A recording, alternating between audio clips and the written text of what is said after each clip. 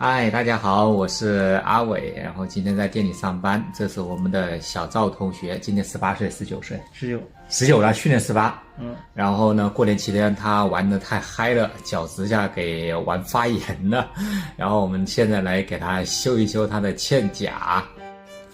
好，他这个指甲可以明显都看出来啊，这边已经有化脓的一个趋势了，这里很肿，这很肿。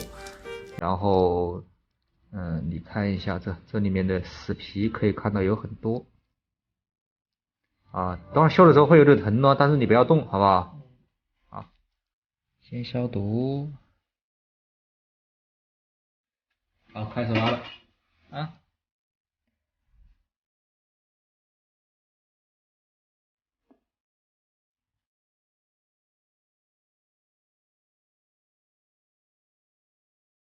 还有点深哦。哇塞，好大一坨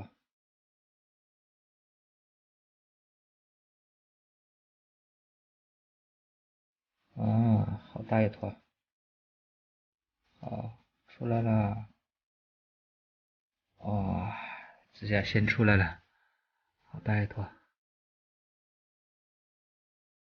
好，还有死皮，这个套死皮有点疼人隐忍啊。小赵同学，你这指甲是被别人踩了还是自己剪的？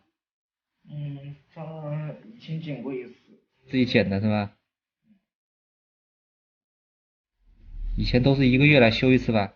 对，后面他的九七快到了，然后就没时间出来了。然后一放假，然后就玩，一放假就被接走了。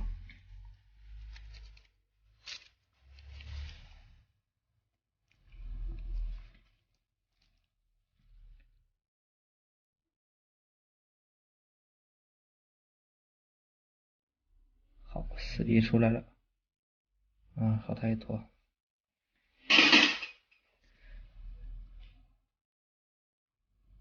哇，这里面还有。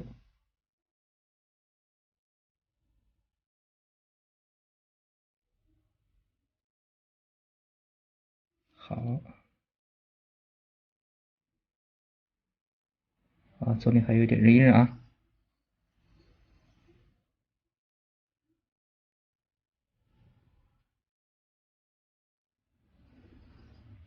那你这等会儿要消毒呀，上点消炎药。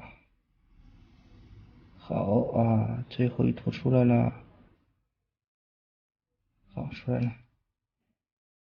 哇塞，这个有点深，有点流血了。